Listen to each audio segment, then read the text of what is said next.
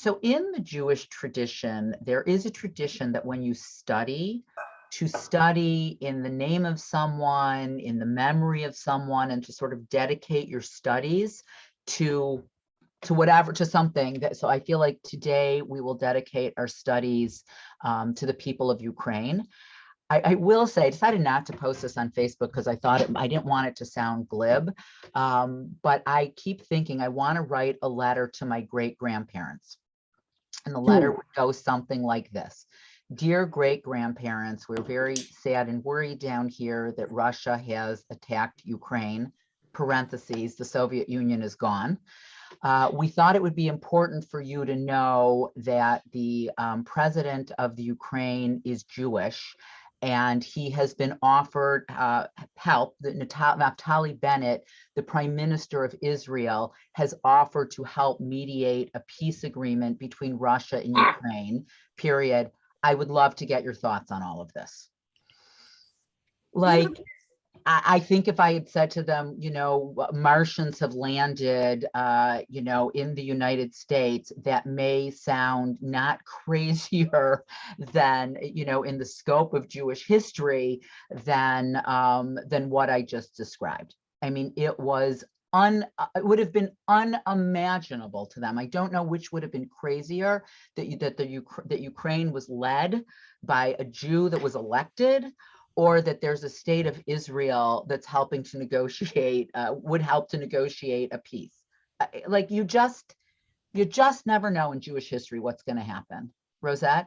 Yeah, I just read, I think it was on JTA.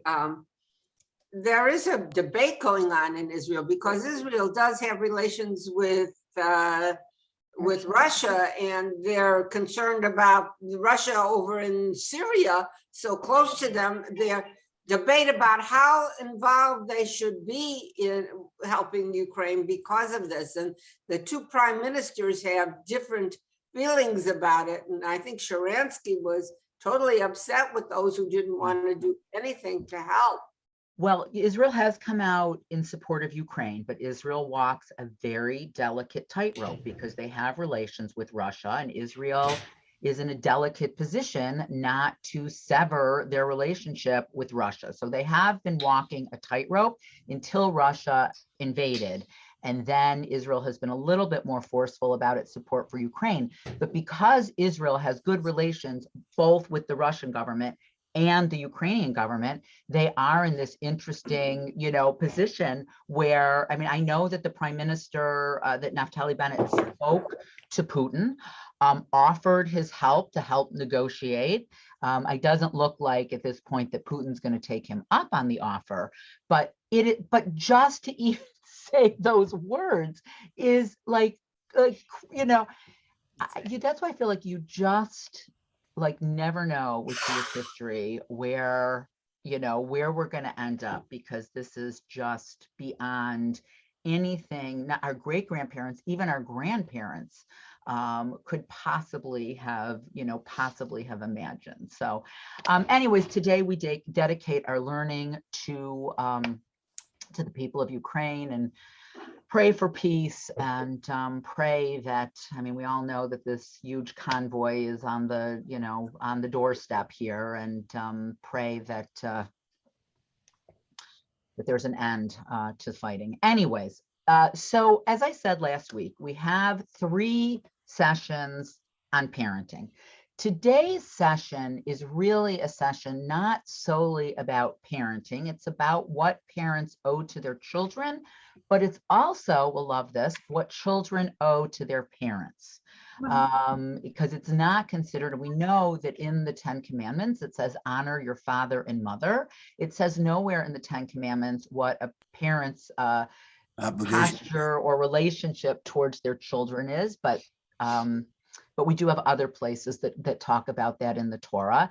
Next week, the session is on dilemmas in parenting, and I feel because looking at online that none of us are actively raising children at this point in our lives, that we're going to skip that unit, and I'm going to do something else. I haven't decided, I haven't really truthfully looked, but we'll do something from one of the other units just to get a little taste about what the other units may offer us, since ethics seemed to be the one that everybody was the most excited about. And we're about to, today we will finish everything that Hartman has done on ethics, except for the one session that we're not going to do together. So we'll look, there's faith. I'm not sure what the other one is, maybe peoplehood. So we'll get a little taste of what something else is. Then we're going to take a break for a few weeks, get through Purim, get through Pesach, and then we'll start up again right after Pesach. So hold on, as soon as I change and look at something on my background screen, I lose the ability to share what I need. Okay, so again, I wouldn't have done this in this order. I would have started with a different order, but we're going to just go in the order that Hartman has laid it out for us. So the Babylonian Talmud, right? So there are two Talmuds in our tradition. There's the Jerusalem Talmud and the Palestinian, which is also sometimes, interestingly enough, referred to as the Palestinian Talmud.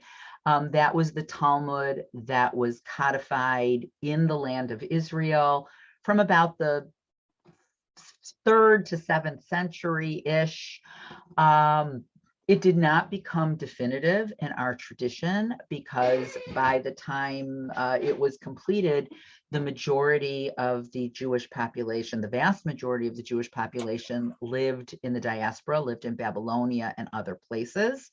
And so the Jerusalem Talmud dealt with many of the same topics that the Babylonian, the civil topics, the religious topics, but it also dealt with laws that were specifically for those that lived in the land of Israel.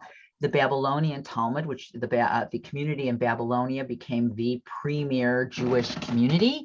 And so it was the Babylonian Talmud that became the accepted work that was used then to interpret all of Jewish law.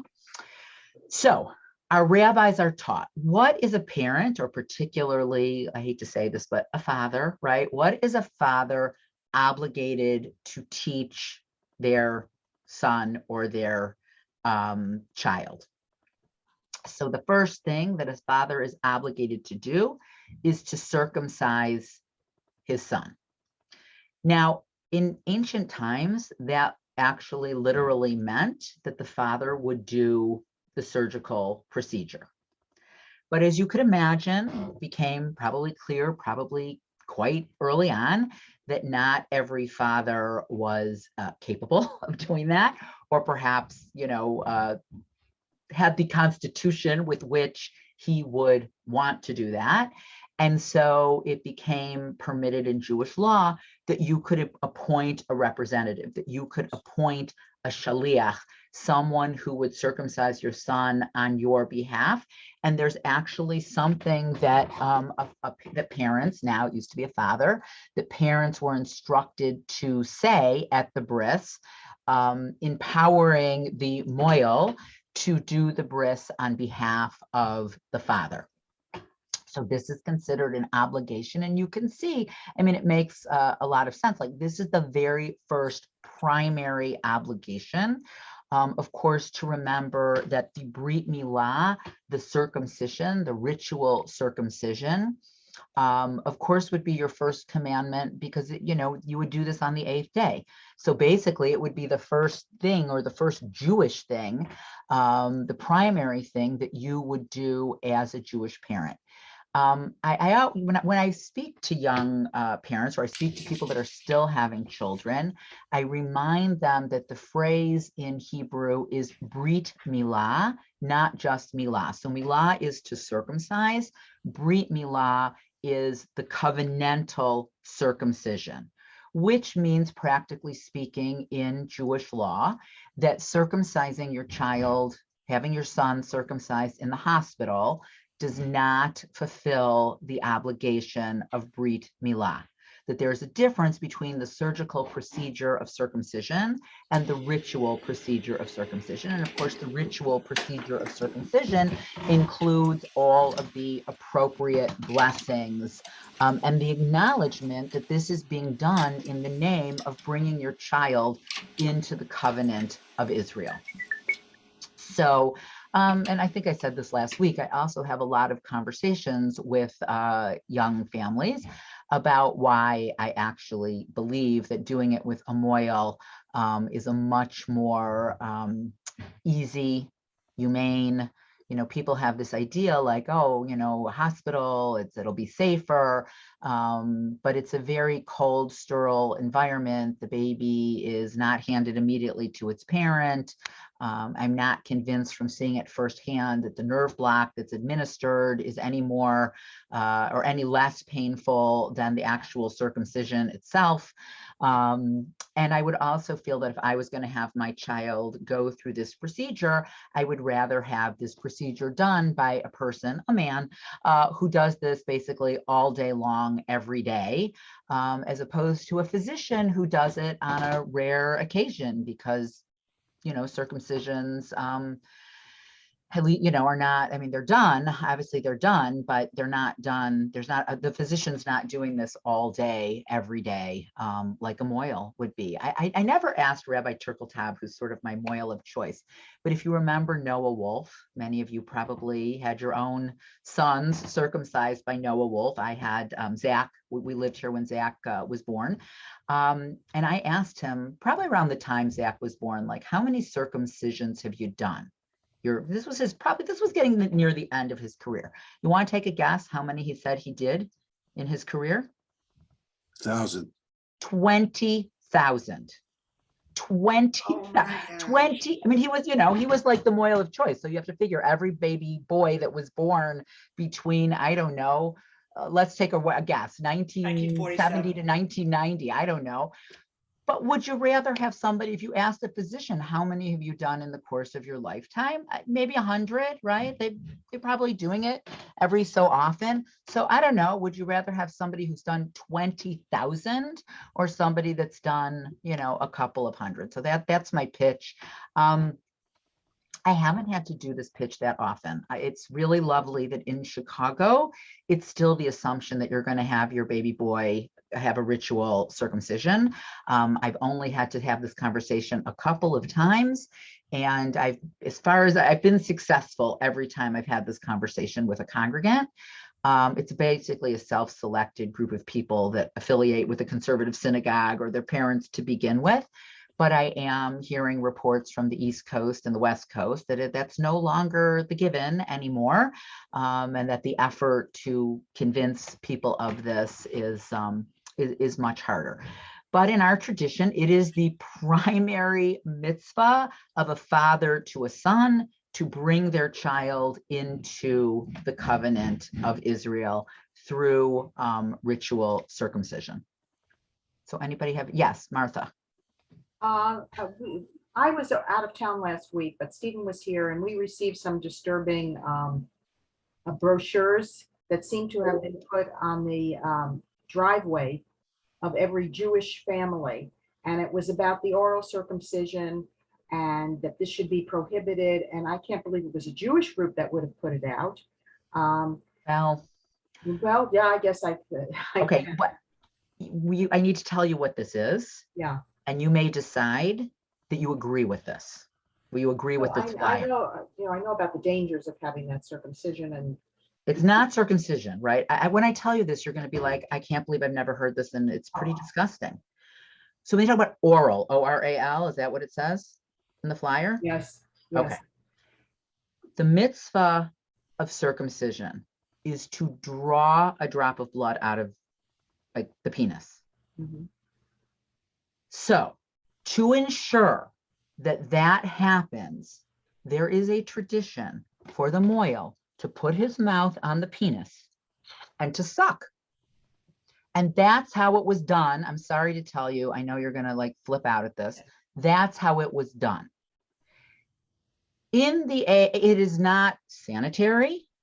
If God forbid the mohel has a cold sore, I'm not quite sure in the age of COVID, you've probably never seen this done. And to mention the fact that there are shades of, sexual inappropriateness.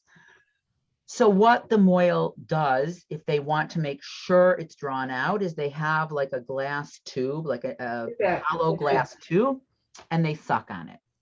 So when people want to ban oral circumcision, whatever it is, they want to ban the Moyle from putting his mouth on the penis. So this is actually something we should all support.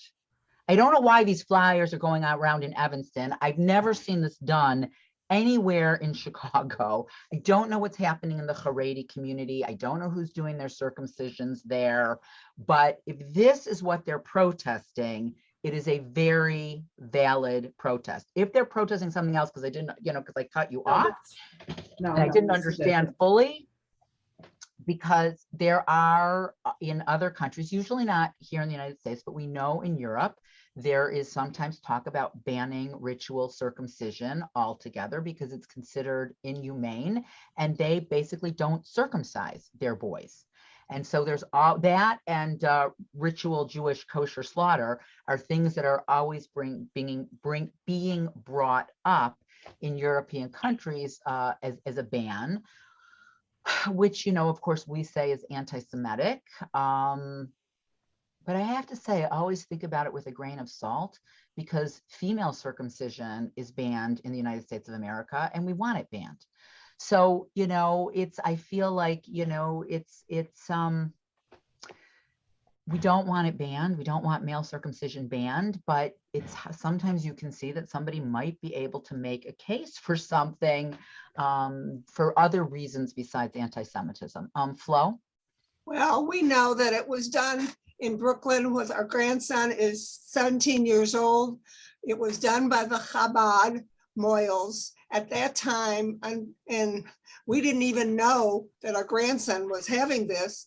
But right after that time, there was a terrible scandal in Brooklyn about a horrible thing with the rabbi and stuff. So I think that they completely stopped doing it there. Like, I'm not even sure who does it anymore. Like, I don't know what happens in the Chabad community. Rabbi Turkel Tab is ultra Orthodox. I don't think he even uses a pipette. Like, the assumption is you cut and there's blood, So, but it's, it's one of those things that, as I said, I don't know where it happens anymore. I have to assume that maybe it's happening in certain communities. Otherwise, why put flyers out, about it? So let's just leave that as may. So Norm asked, can women be moihel or mohelet? So the answer is, in the conservative and reform movement, yes. There is actually a female mohelet in Chicago. She is a pediatrician. She is not my first choice. She's safe, right? She's safe. We've had congregants use her. But as I said last week, she administers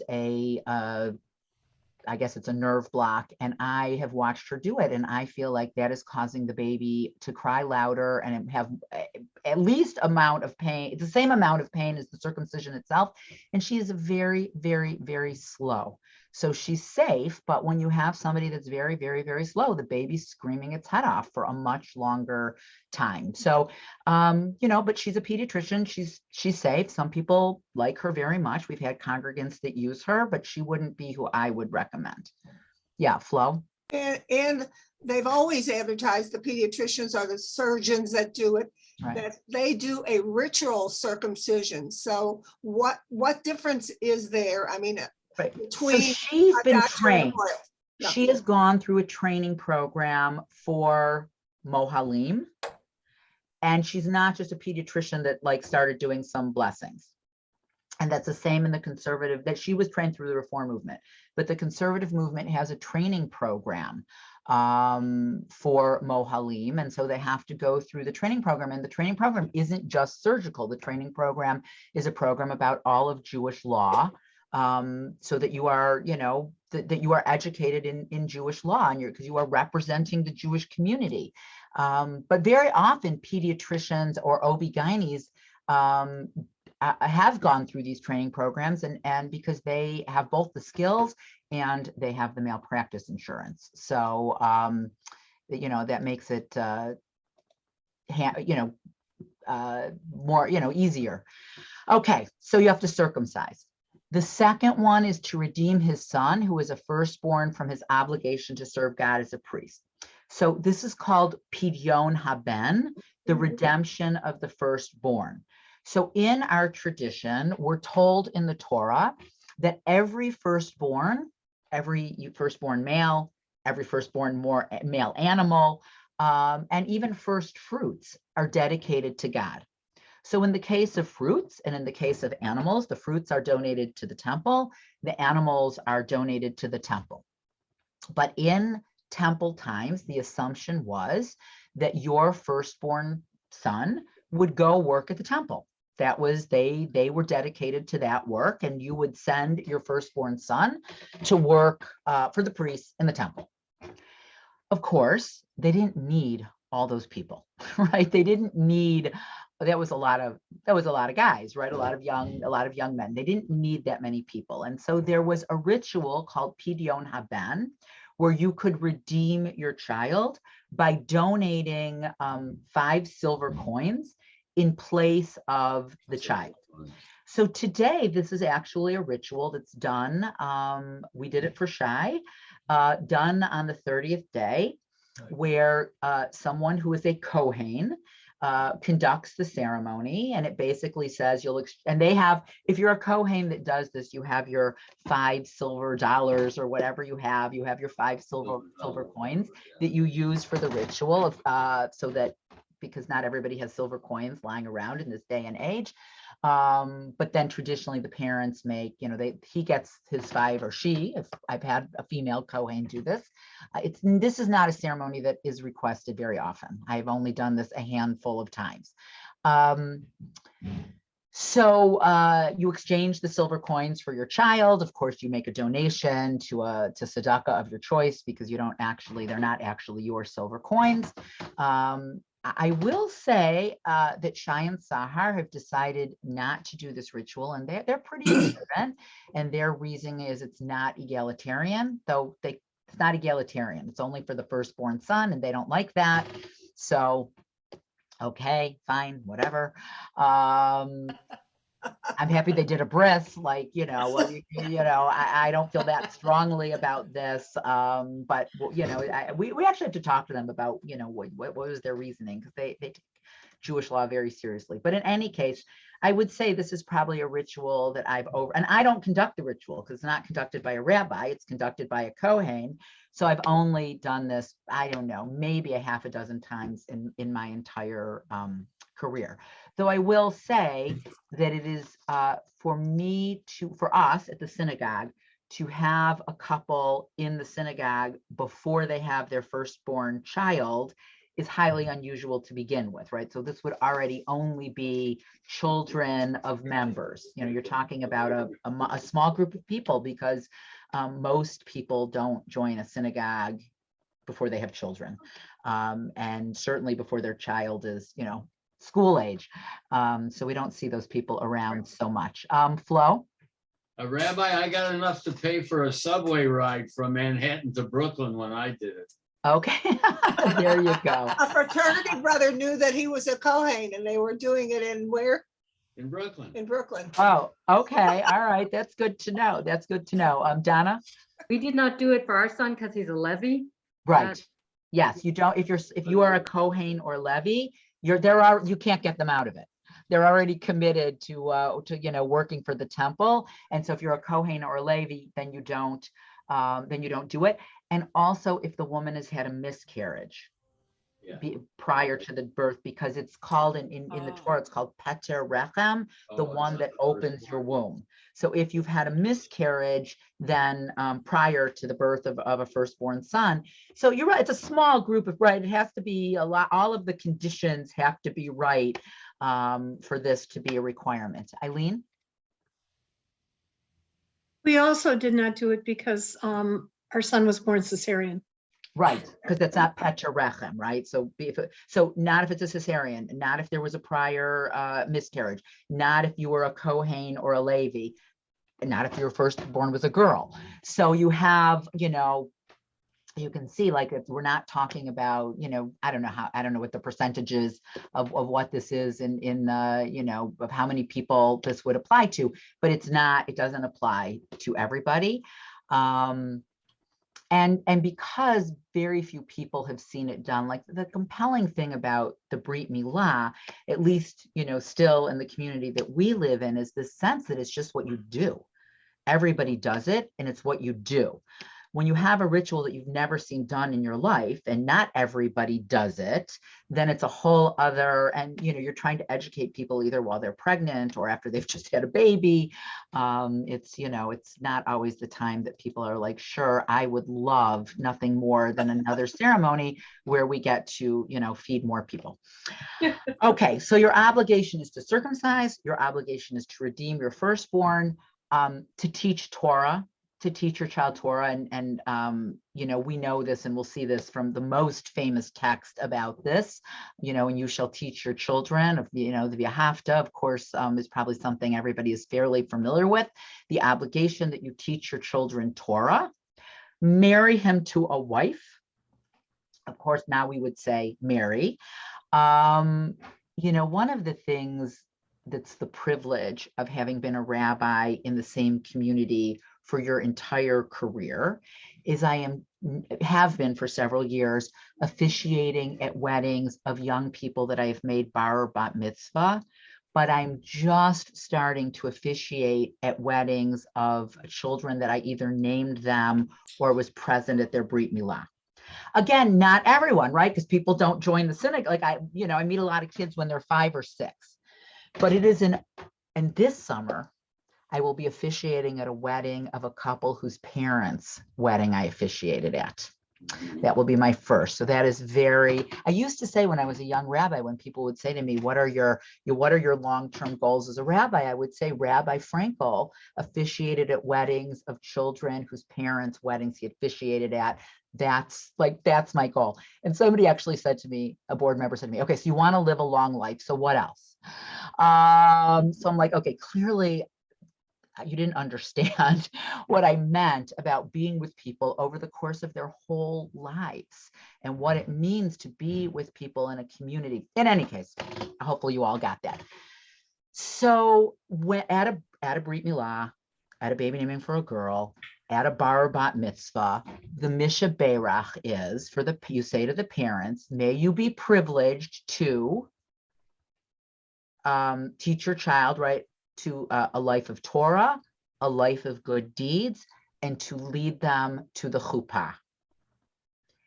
And when I say that at a wedding, because you say that Misha Berach, and I think about when you say that to a couple that just has this new baby, right? They almost like sometimes giggle a little bit, even at a bar or bat mitzvah, like the idea that you have this newborn and you're already thinking about the chuppah. And it seems like, it's forever, like it's going to be forever. And then I always feel like when you're standing with parents whose children are standing under the chuppah, the sense is, how did we get here? It's so fast, right? It feels so fast. And this reminder that this prayer has followed them, has blessed this child through the course of their life. Before there was marriage equality in Illinois, as it was starting to like gear up, somebody said to me, I don't want you saying that blessing at my child's bar or bat mitzvah, because, if they're gay, they can't get married under a chuppah or legally get married. So it's not fair to say it to them and not. So yay, marriage equality. Now we can say it for everybody in the hope. But in our tradition, there is a value put on, the idea that you have this brand new baby, and the minute you have this brand new baby, you're already talking about the chuppah. But that is how Judaism views this, right? As this value that people should get married and have children. So it's considered a mitzvah. And I will say the other thing, this hasn't happened very often, but this is another argument that I have had to mount over the years. I have no idea where this came from. The idea that your parents will walk you down the aisle and then sit in the front row. And I actually will say to the couple, that is terribly unfair to do to your parents. This has been a dream that your parents have had to lead you and to stand under the chuppah with you. And it's not going to kill you to have your parents standing under the chuppah. You don't want to have bridesmaids. You don't have them, but don't tell me they're. So this is the other benefit of having, have some gravitas at my age. So as I said, so far I've been successful in that argument. It hasn't happened very often, but it's like, I now understand how a parent would feel, as opposed to the young bride and groom that have their crazy ideas about, what they want on their perfect day.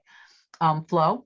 Well, I'm not particularly a crier, but to happen to me twice unconsciously during the bris, after they said that bracha, I just burst out in tears. Right. When Listen, it happened once, that was one thing, but Right. then when it happened for another one, the second time, it was. Listen, I feel like if I'm officiating at a life cycle event, whether it's a bris, a bar mitzvah, a wedding, a funeral, if people aren't crying, I feel like I'm doing a bad job. So then that's why I ratchet it up. Because I do feel like the one thing for sure that's going to get parents crying under the chuppah is to remind them like their baby being born. And this child and the baby, like, come on, these are easy. That's an easy, those are easy targets. Okay, so let's just maybe we'll see how today goes. Maybe we'll finish these other sources next week instead of bringing in new sources. Okay, teach him Torah, marry him to a wife. And of course, this would be also the obligation to marry off a daughter, probably, even more so.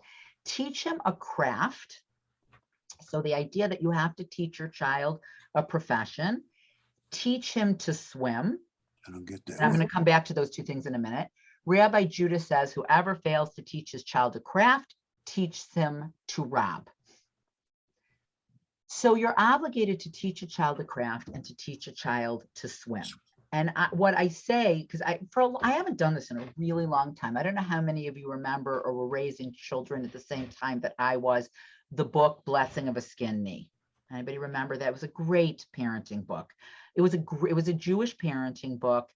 And the idea, which we could use as much as now, maybe more so, is the blessing of a skinned knee, exactly what it sounds, right? Your kid falls down, gets a skinned knee, they learn something.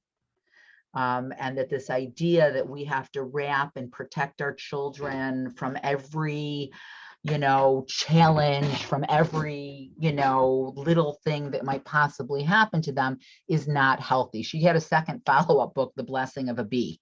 This idea that children learn from, well, now I don't know, now during COVID, maybe all of our children have learned from adversity. And I hope that one of the things that will come out of COVID is far more resilient children that have learned that there are a lot of life disappointments and they can't have everything that they want, because the world doesn't work that way. Like I'm not sure. I think that is the only one of the silver linings. I hope. I know there's anxiety. I know there's other things that kids have gone through and that it's been very hard on young people. But I think the idea of, the bar mitzvah that you thought was going to be the big party and the this and the that turned out to be something that you did by Zoom with your immediate family, but it was still meaningful, I think is a value worth teaching. In any case, so when this book came out, every Jewish women's organization, every chapter in the city of Chicago wanted me to speak on Jewish parenting and Jewish views towards parenting. And I was really happy to do that because I thought that our community had a lot to learn, because there are a lot of challenges to being part of such an affluent community where our young people are basically, given everything that they could possibly want or imagine and have, and are, including my own children, somewhat spoiled.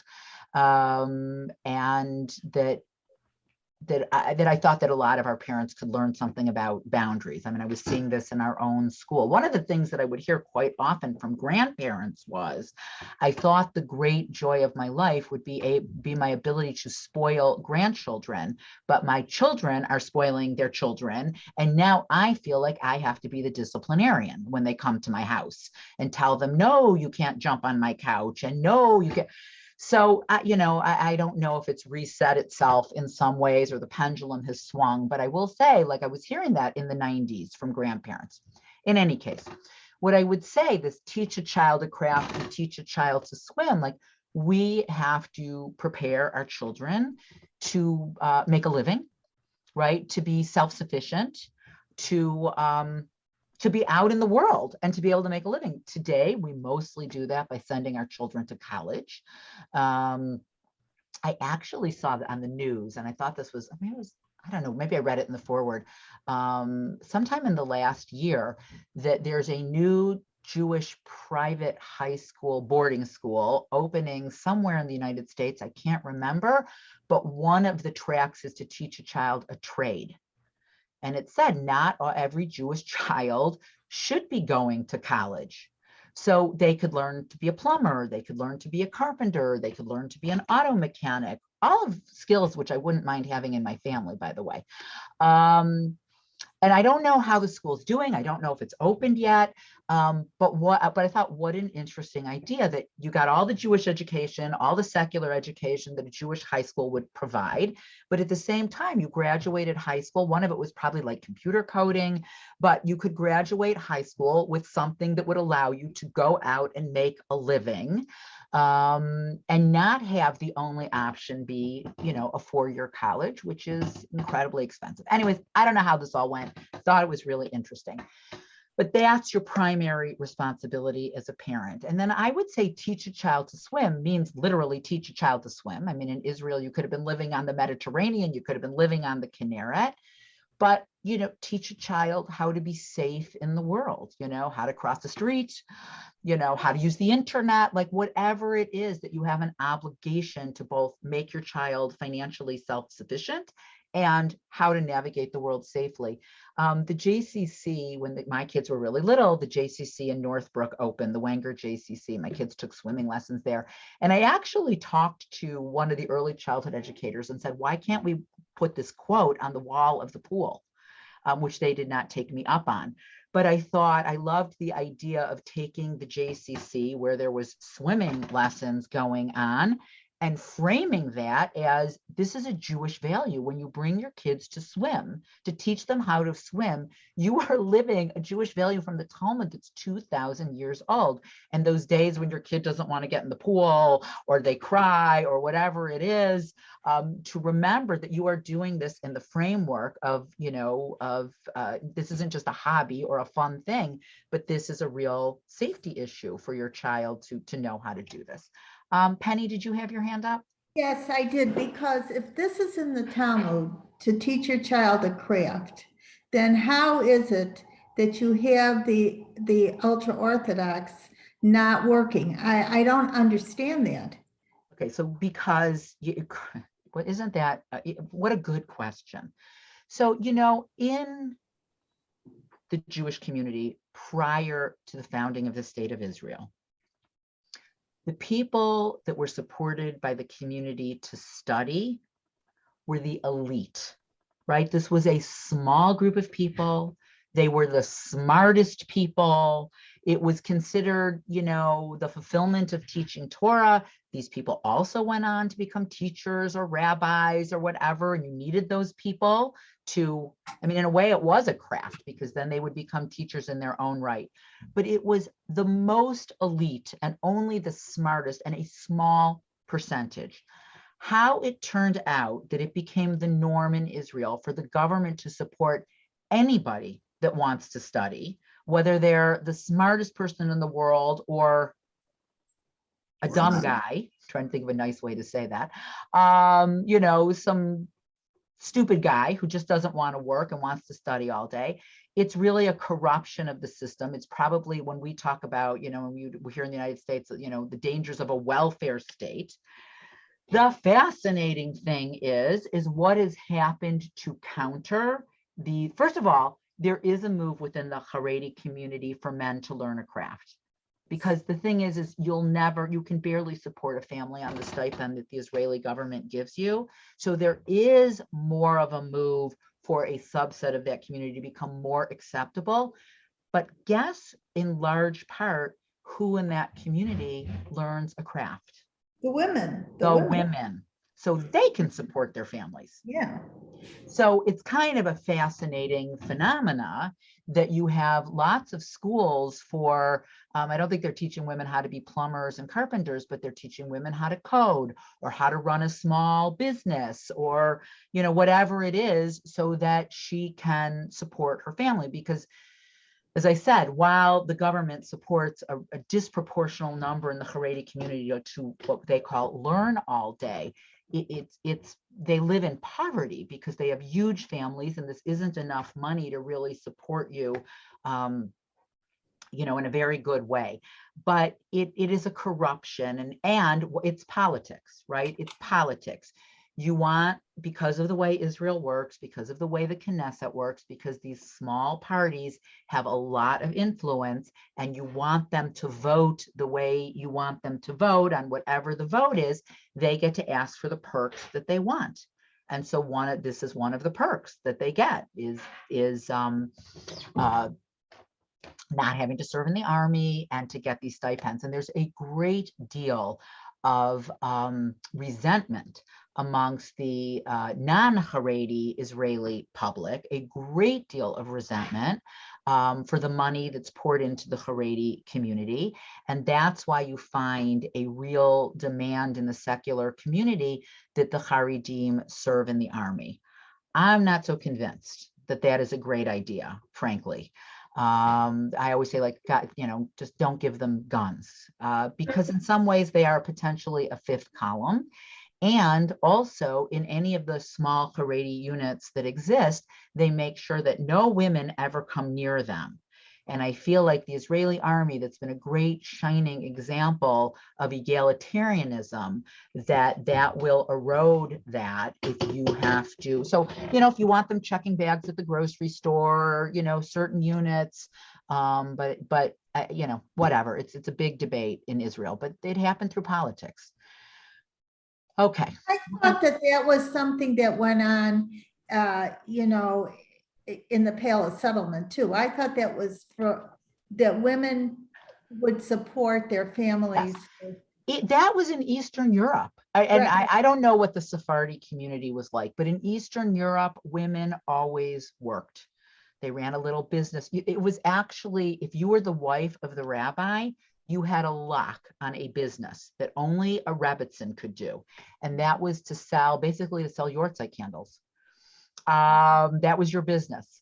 Nobody else was allowed to do that, right? So you were guaranteed, people use them, that you were guaranteed that income. But women always worked.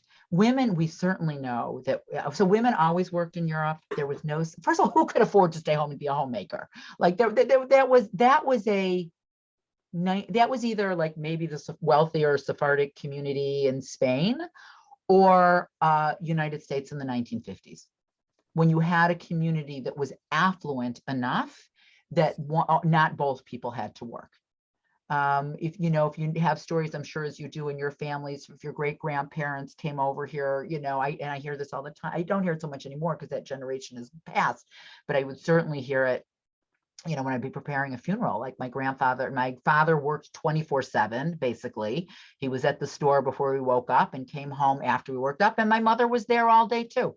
The difference is my mother would be home for breakfast and maybe my mother would come home by dinner time. But women worked because they had to work. It was a luxury not to work. So and again, I don't know in the Sephardic community what it was like, and there were times where the Sephardic community was much more affluent, but everybody worked and women worked because you had to put food on the table.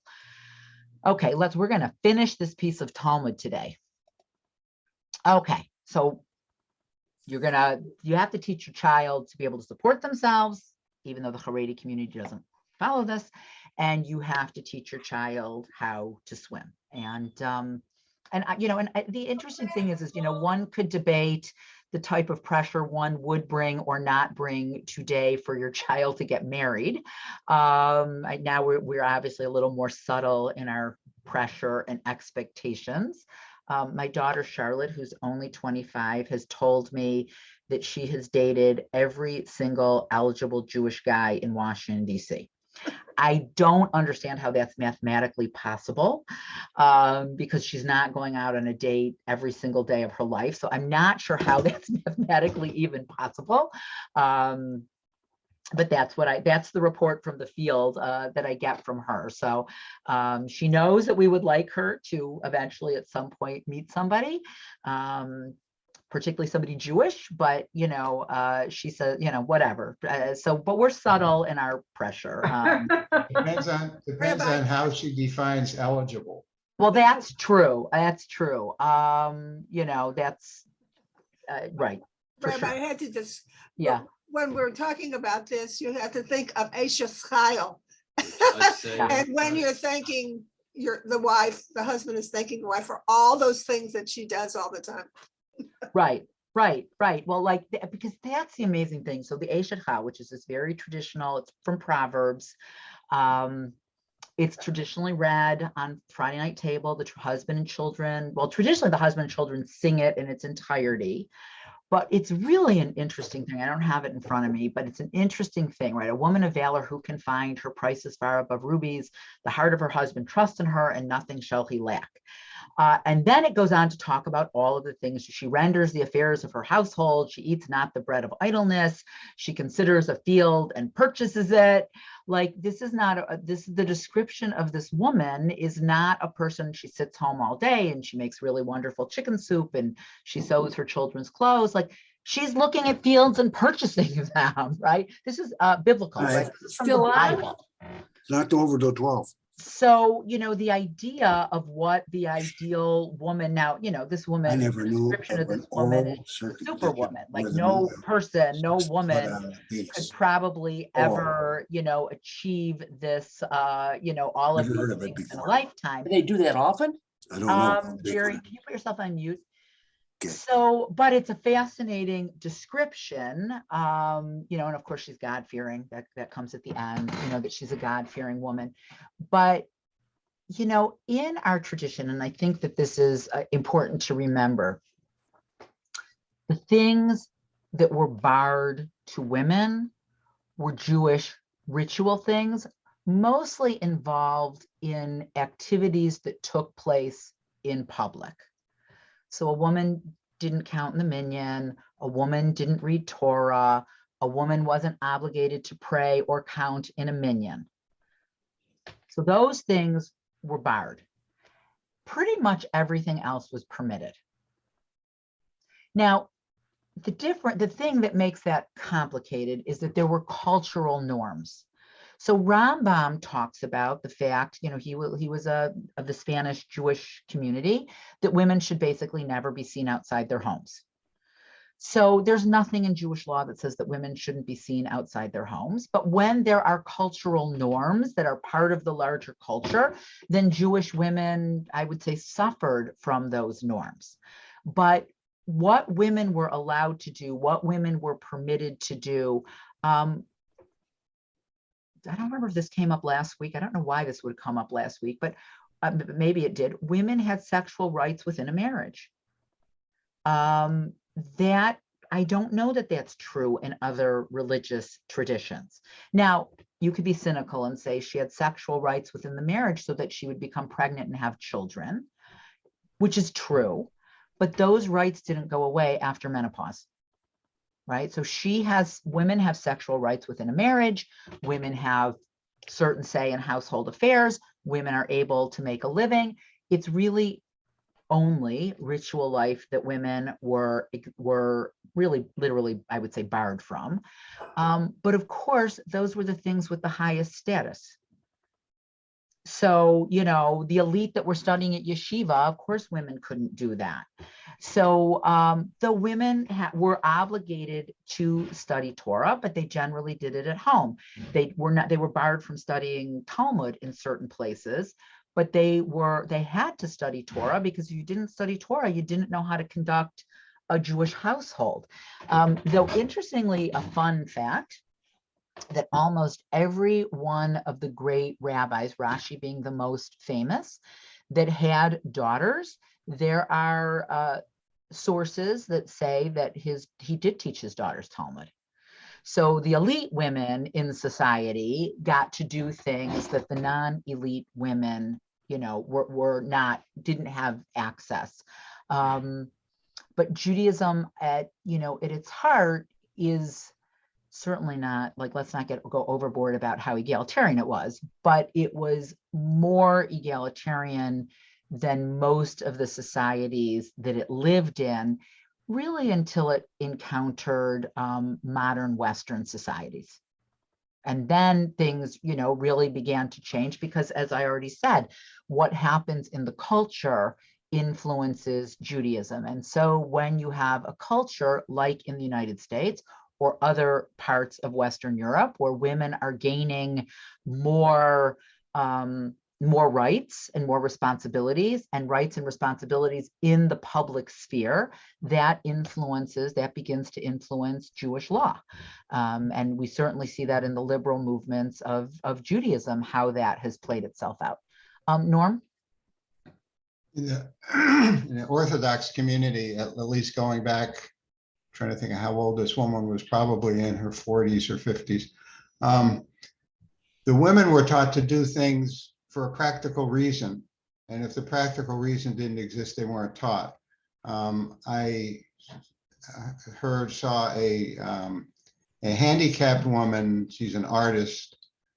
She grew up with a severe handicap. And everyone else who had that handicap was institutionalized. Somehow her parents didn't institutionalize her, she had surgery, she lived with her parents. But the assumption was that she would live with her parents her entire life. And therefore, since a woman learns Torah and learns Jewish, all Talmud, whatever the women are taught in Jewish law, in order to teach their children, since the assumption was she would always live with her parents and would never have children, she wasn't taught anything. And she said now she's out in the world, she wants to live a Jewish life, but she's never been educated. She's now trying to educate herself. So for many, many, many years, we had a group adult bar and bat mitzvah class at the congregation. And on a rare occasion, we would have a man in the class, but mostly it was a class of all women, because women didn't have a bat mitzvah, right? Women of a certain age didn't have a bat mitzvah. And I would hear from women, my brother got a Jewish education, I did not. I'll tell you a personal story. So my parents got divorced when I was 12. My father had a solid Jewish education for a man of his generation. My mother made a beautiful home. She was a great cook. The holiday table always looked beautiful. The food was always delicious, but my mother didn't know how to lead Kiddush. My mother didn't know how to lead a Seder. My mother didn't know Hebrew. My mother didn't know any of that. And when my father left, and it was a bad divorce. And when he left, he really left. He was really not really in our lives very much after that. And he took Judaism with him. He took ritual Judaism with him, because my mother didn't know how to lead any of those things or do any of those things. And that had a profound effect on my feeling that I was going to grow up and I was going to know all those things. So no, at least she also didn't have a credit card to her name. Like there were lots of things, right? But that I wasn't going to ever be in a situation where, if God forbid my husband left, Judaism left with him. I think about back now, like my mother could have done Kiddush in English, but it felt so inauthentic, and what that meant for our family. To this day, when we light Hanukkah candles, we sing after we light the candles. And the last thing we sing is this little song, "On this night, we did light one little Hanukkah candle." Because that's what we sang in my house after my father left, because it was the only song my mother knew, and it was in English. So, however, the world has changed very dramatically. And so today, in the modern Orthodox world, the vast majority of young women go to college. And it is very common in the modern Orthodox world that women are lawyers and doctors and have higher degrees and have professions and work. Now, how they do that and also raise a lot of children at the same time, which they do, is just beyond me. I mean, these women are like the Eshet Chayil that we say we could never live to be able to have, work as to do this and to have a big family. But in the modern, this is not so true in the Haredi world, but in the modern Orthodox world in the United States, the expectation is women go to college and are highly educated and become professionals. So it's, so it's changed considerably what the norms are, for women. And so just to bring it around to the piece of Talmud, that it's not just the liberal, movements of Judaism, but it's also in the modern Orthodox world and probably even in the moderate Orthodox world, that the idea of teaching your daughter at least some Torah, teaching your daughter a craft, teaching your daughter how to swim, obviously the expectation that she gets married, that all of these things today are considered, even as I said, not just in the liberal, movements of Judaism, but on the whole, all movements of Judaism, this piece of Talmud would be taken to apply both, obviously not circumcision and the redemption of the firstborn, but that everything else would apply both to daughters as well as it would apply to sons. So, and as I said, I'm going to look at the other sources, but maybe next week we'll just do those sources because there's some good ones. And what we didn't do today that we will get into is what are the obligations then of children to parents, of which our tradition, has those important things as well. So we'll just, if anybody's anything else they want to say or to ask, yes, Flo.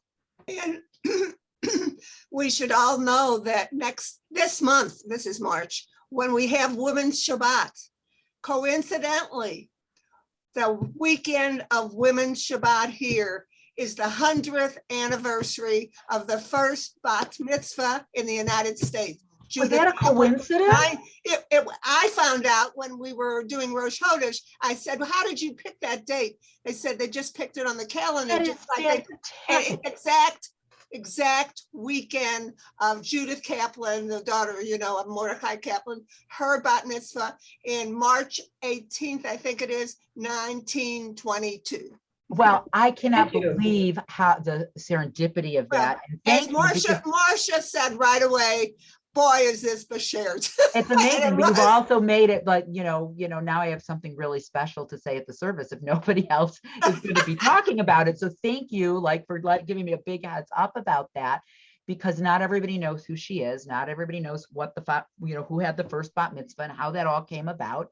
So it was certainly talked about, and I've seen a lot on my Facebook page, the celebration of this 100th anniversary of women having a bat mitzvah. Like I wonder if I asked like our 7th grade girls, when do you think a woman had her first time had a bat mitzvah, 2,000 years ago, though maybe for them 100 years is ancient history, but if you think about the scope of Jewish history on some level, 100 years in the scope of Jewish history is nothing.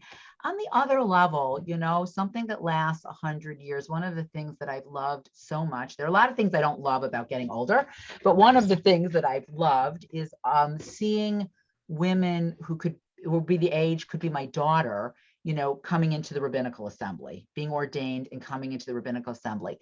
And that sense of, that there's the next generation. Because, for those of us that were pioneers, we chose to do this crazy thing. We had no idea what it take. After you're doing something, after thousands of years of it never being done, would it take?